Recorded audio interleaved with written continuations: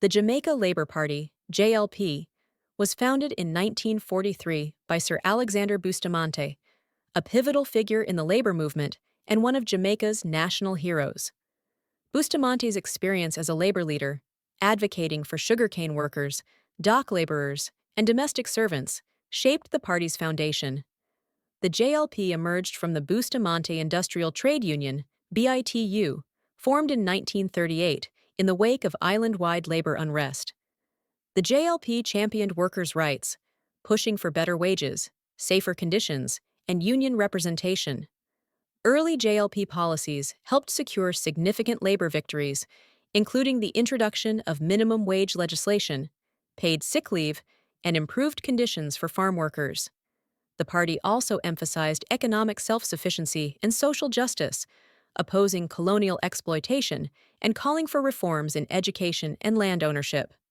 The JLP played a central role in constitutional negotiations with Britain, paving the way for Jamaica's full independence in 1962. Post-independence Jamaica and early economic development. Following independence, the JLP, with leaders like Sir Donald Sangster and Hugh Shearer, focused on nation-building. Key policies aimed at economic growth included promoting tourism, expanding the bauxite and alumina industries, and encouraging light manufacturing. One notable achievement was the rapid development of the tourism sector. In the 1960s, under the JLP's governance, resort towns like Montego Bay and Ocho Rios were developed into major tourism hubs. Jamaica became a top destination in the Caribbean, attracting foreign investment and creating thousands of jobs. However, this economic expansion was uneven. Rural communities, especially in interior parishes, saw little benefit. Urban centers experienced a rise in squatting and poverty as rural to urban migration increased. The global oil crisis of the 1970s and inflationary pressures also struck hard. Although the JLP laid groundwork for industrial growth, the dependency on foreign capital and global markets exposed vulnerabilities in Jamaica's economy. The JLP's political journey has been marked by fluctuating fortunes. After independence, the party alternated in power with the People's National Party, PNP, with both shaping Jamaica's political identity. In 1980, Edward Seaga led the JLP to a landslide victory against the PNP during a time of severe economic instability and political violence. As Prime Minister, Seaga embraced free market policies and aligned Jamaica with the United States during the Cold War. He dismantled several socialist programs initiated by Michael Manley's PNP government and invited greater U.S. economic involvement, including cooperation with the Reagan administration.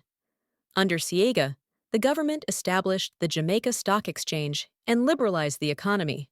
However, austerity measures required by the International Monetary Fund, IMF, led to cuts in public services, sparking discontent among the working class. Despite periods of electoral defeat, the JLP has shown resilience. The rise of Andrew Holness, Jamaica's youngest prime minister, at the time of his first appointment in 2011, signaled a generational shift. Holness promoted a tech-savvy, data-driven style of governance that emphasized fiscal responsibility and infrastructural modernization. Challenges and transformations. Throughout its history, the JLP has faced a range of national crises.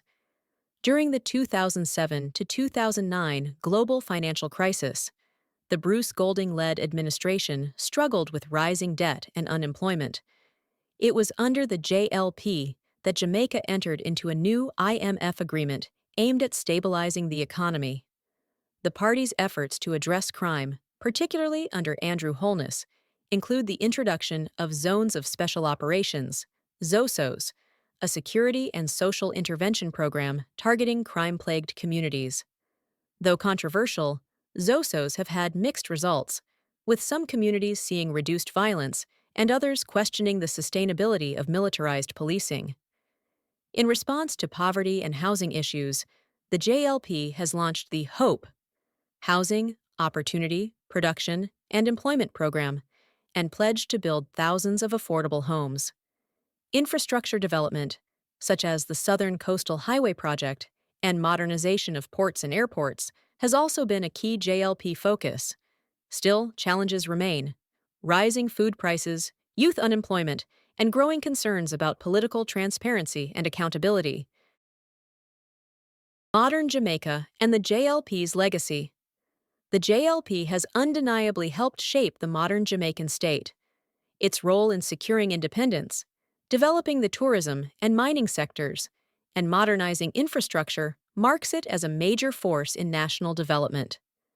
In a globalized world, the JLP has positioned itself as pro-business and investor-friendly, pursuing trade agreements and digital innovation strategies.